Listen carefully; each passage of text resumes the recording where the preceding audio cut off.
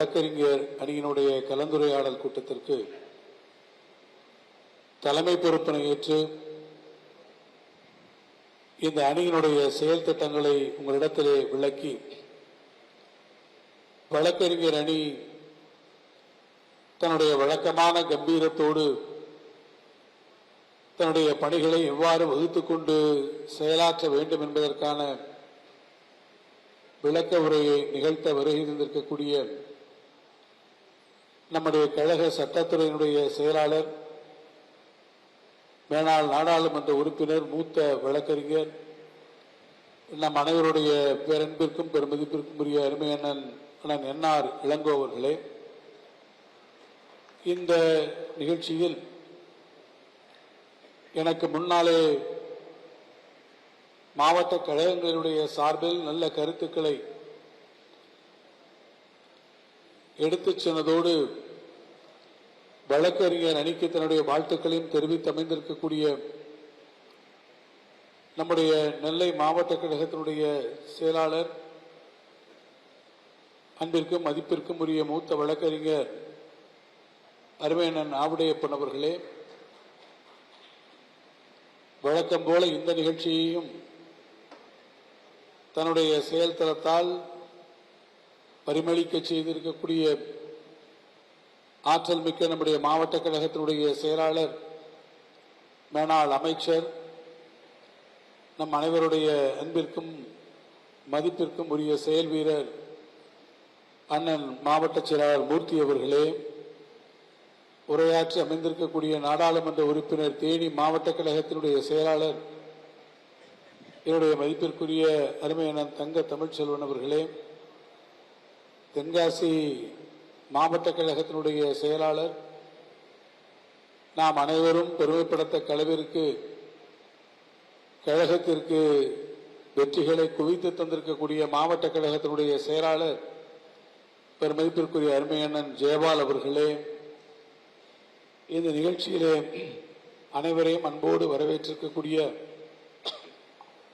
வடக்கு மாவட்ட வழக்கறிஞர் அணியினுடைய அமைப்பாளர் கோகுல்நாத் அவர்களே, நிகழ்ச்சியிலே தொகுத்து வழங்கி முன்னிலையேற்று சிறப்பித்திருக்கக்கூடிய சட்டத்துறை இணைச் செயலாளர் சகோதரர் முன்னாள் சட்டமன்ற உறுப்பினர் ரவிச்சந்திரன் அவர்களே, சட்டத்துறையினுடைய துணை செயலாளர் அண்ணன் ராதாகிருஷ்ணன் அவர்களே, துணை செயலாளர் ராஜா முகமது அவர்களே, தலைமை கழகத்தின் வழக்கறிஞர் கலாநிதி அவர்களே, தலைமை கழக வழக்கறிஞர் மனோஜ் அவர்களே, இந்த நிகழ்ச்சியிலே கலந்து கொண்டு சிறப்பித்திருக்கக்கூடிய மாநில இணைச் செயலாளர் என்னுடைய மதிப்பிற்குரிய அண்ணன் பச்சையப்பன் அவர்களே, முன்னாள் ஜிபி சகோதரர் திலக் அவர்களே, முன்னாள் மாநில சட்டத்துறையின் துணை செயலாளர் அண்ணன் பழனிசாமி அவர்களே, மாநில இணைச் செயலாளர் சரவணன் அவர்களே, நன்றியுரை நவர இருக்கக்கூடிய மாநகர் மாவட்ட வழக்கறிஞர் அமைப்பாளர் தேவசேனன் அவர்களே, தெற்கு மாவட்ட வழக்கறிஞர் அமைப்பாளர் சிவநேசன் அவர்களே, சட்டத்துறையினுடைய மாநில மாவட்ட நிர்வாகிகளே, கலந்து கொண்டு சிறப்பித்திருக்கக்கூடிய கழகத்தின் வழக்கறிஞர் பெருமக்களே, உங்கள் அனைவருக்கும் என்னுடைய வணக்கத்தை நான் முதற்கண் பணிவன்போடு தெரிவித்துக் கொள்ள விரும்புகிறேன். கழக சட்டத்துறையினுடைய கலந்துரையாடல் கூட்டத்தில் கலந்து கொண்டு உங்களிடத்திலே உரையாற்றுவதற்கான நல்ல வாய்ப்பை வழங்கியிருக்கக்கூடிய சட்டத்துறைக்கும், குறிப்பாக அதனுடைய சட்டத்துறையினுடைய செயலாளர் மதிப்பிற்குரிய அண்ணன் என்ஆர் இளங்கோ அவர்களுக்கும் என்னுடைய மனமார்ந்த நன்றியினை தெரிவிக்க விரும்புகிறேன். திராவிட முன்னேற்ற கழகத்தில் தாய் கழகத்திற்கு துணையாக பல்வேறு அணிகள், துணை அமைப்புகளாக செயல்பட்டு வருவதை நாம் நன்றாக அறிந்திருக்கிறோம். ஒரு காலத்திலே சார்பு மன்றங்கள் என்கின்ற வகையிலே அவை கழகத்திற்கு வலிவூட்டி வந்திய காலம் ஒன்று உண்டு. அதற்கு பின்னாலே கழகத்திலே பல்வேறு அணிகளை உருவாக்கக்கூடிய வாய்ப்பு வந்தபோதும் அந்த அணிகள் என்கின்ற வகையிலே ஒவ்வொரு அணியும் தனக்கு வழங்கப்பட்டிருக்கக்கூடிய பொறுப்பினை திறம்பட நிறைவேற்றி செயலாற்றி வந்தாலும் நம்முடைய வழக்கறிஞர் அணிக்கு மட்டும் மற்ற அணிகளுக்கு இல்லாத ஒரு பெரும் பெருமை உண்டு. மற்ற அணிகள் என்று அழைக்கப்பட்டாலும் வழக்கறிஞர் அணி ஒன்றுதான் கழகத்திலே சட்டத்துறை என்ற அளவிலே அழைக்கப்பட்ட ஒரு அணி. அது வேறு எந்த அணிக்கும் கிடைக்காத ஒரு கௌரவம். நான் பலமுறை பேசுகிற போது சட்டமன்றத்திலே கூட்டுறவுத்துறையினுடைய மானிய கோரிக்கை விவாதம் வருகிற போது ஒன்றிலே நாங்கள் சொல்வேன், அரசாங்கத்திலே பல்வேறு துறைகள் இருக்கலாம், ஆனால் பல்வேறு துறைகள் இருந்தாலும் கூட்டுறவு ஒன்று மட்டும்தான் ஒரு இயக்கம் என்ற வகையிலே அது அறியப்பட்டது என்று நான் சொல்வேன். கோஆபரேட்டிவ் மூவ்மெண்ட் என்று வரக்கூடிய சிறப்பை அந்த துறை பெற்றது என்று சொல்வேன். அதேபோல கழகத்திலே பல்வேறு அணிகள் இருந்தாலும் அணிகளுக்கெல்லாம் மேலாக அது ஒரு துறை என்கின்ற அளவிலே அந்த சிறப்பை பெற்றிருக்கக்கூடிய இந்த துறை, இந்த சிறப்பு இன்று நேற்று ஏற்பட்டதல்ல. கழகத்தின் தொடக்க காலத்திலிருந்து மூத்த வழக்கறிஞர்கள் பெரும்பாலானோர் இடம்பெற்றிருக்கக்கூடிய ஒரு அமைப்பு ஒரு அரசியல் கட்சிக்கு வாய்க்கப்பட்டது என்று சொன்னால் தமிழ்நாட்டின் அரசியல் வரலாற்றில் நான் உறுதியோடு சொல்வேன், அந்த வாய்ப்பை பெற்ற ஒரே இயக்கம் திராவிட முன்னேற்ற கழகம். அந்த வழியாக வந்த பரம்பரையில் தான் இன்றைக்கு அண்ணன் என்ஆர் இளங்கோ போன்றவர்கள் அந்த மூத்த வழக்கறிஞர்களாக இன்றைக்கு அந்த பணியினை திறம்பட செய்வதோடு தங்களுக்கு பின்னாலே நாற்றாங்காலிலே உங்களைப் போல ஏராளமான வழக்கறிஞர்களை இன்றைக்கு வழிநடத்தி வந்திருக்கிறார்கள். வழக்கறிஞர் அணியினுடைய பணி என்பது வழக்கு மன்றங்களிலே மட்டும் முடங்கி போவதை தாண்டி இன்றைக்கு அரசியல் தளத்திலே இயங்கக்கூடிய இந்த அணி என்பது மிக முக்கியமான பணிகளை செய்திருக்கிறது. குறிப்பாக சொல்ல வேண்டும் என்றால் வேறு எந்த அரசியல் கட்சியும் எண்ணி பார்க்காத அளவிலே தேர்தல் களத்திலும் மிக முக்கியமான பங்காற்றக்கூடிய ஒரு பொறுப்பினை வேறு எந்த அரசியல் கட்சியும் இல்லாத வகையில் ஒரு அணி மேற்கொண்டிருக்கிறது என்று சொன்னால் அது திராவிட முன்னேற்ற கழகத்துடைய வழக்கறிஞர் அணி என்பதை நாம் பெருமையாக சொல்லலாம். இது ப்ரீ எலெக்ஷனாக இருக்கலாம், டியூரிங் எலெக்ஷனாக இருக்கலாம், போஸ்ட் எலெக்ஷனாக இருக்கலாம், தேர்தலுக்கு முன்பும் சரி, தேர்தல் நடைபெற்ற காலத்திலும் சரி, ஏன் தேர்தல் முடிவுகளுக்கு வந்ததற்கு பிறகு தேர்தலுக்கு பின்னால் இருக்கக்கூடிய காலங்களிலும் சரி, இந்த 3 காலங்களிலும் தேர்தல் பணியினுடைய பொறுப்பை மிகச்சரியாக நம்முடைய வழக்கறிஞர் அணி நிறைவேற்றிக் கொண்டிருக்கிறது. காரணம், வழக்கறிஞர் அணி தன்னுடைய பொறுப்புகளை விஸ்தரித்து அதை ஏற்றுக்கொண்டிருக்கிறது. உதாரணத்திற்கு நான் ஒன்றை சொல்ல வேண்டும் என்றால், எங்கே நீங்கள் இணைகிறீர்கள் என்பதை நீங்கள் பார்க்க வேண்டும். கடந்த காலத்தை எடுத்துக்கொள்வோம், மிக குறுகிய காலத்தை எடுத்துக்கொள்வோம். இந்த 1 மாத காலத்தை மட்டும் கூட நீங்கள் எடுத்துக்கொண்டால் இந்த அணியினுடைய செயல்பாடுகளை நீங்கள் உற்று கவனித்தீர்கள் என்றால் ஒன்றை புரிந்து கொள்ள முடியும். திராவிட முன்னேற்ற கழகம் இந்த 1 வார காலத்தில் மிகப்பெரிய எழுச்சியை பெற்றிருக்கிறது. எனக்கு முன்னாலே பேசிய அருமை அண்ணன் மூர்த்தி அவர்கள் அதை அருகாக சொன்னார்கள்.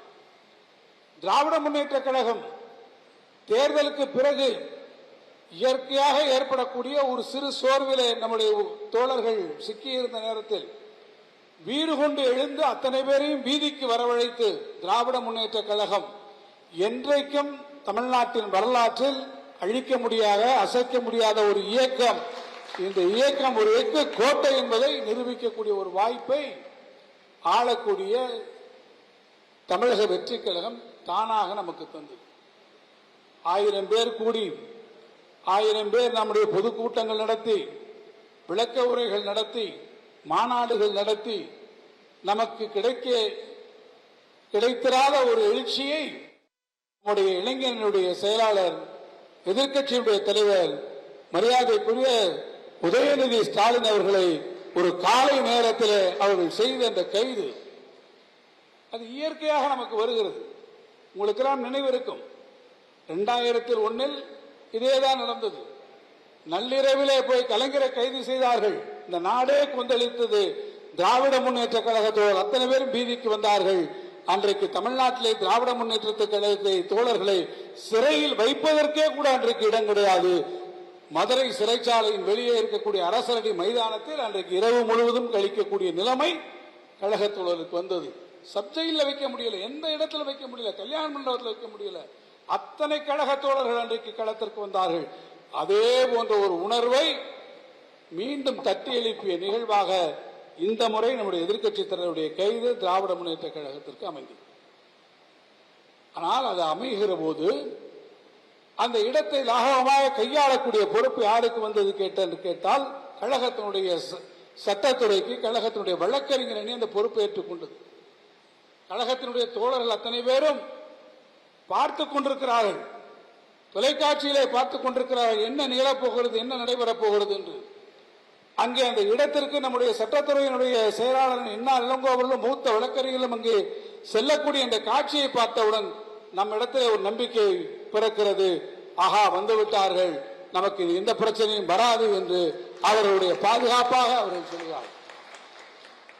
காவல்துறை அதிகாரிடத்தில் கடுமையாக நம்முடைய வாதங்களை முன்வைக்கிறார்கள். நான் எதற்காக அதை சொல்கிறேன் என்றால், இப்பேற்பட்ட நிகழ்ச்சி அதற்கு பின்னாலே அவரை கைது செய்து அழைத்து செல்வதற்கு முன்பாக இந்த மிக குறுகிய காலகட்டத்திற்குள்ளாக ஒரு ராஜதந்திர நடவடிக்கை என்று கூட நான் சொல்லலாம். அதை பற்றி நான் விரிவாக சொல்ல விரும்பவில்லை.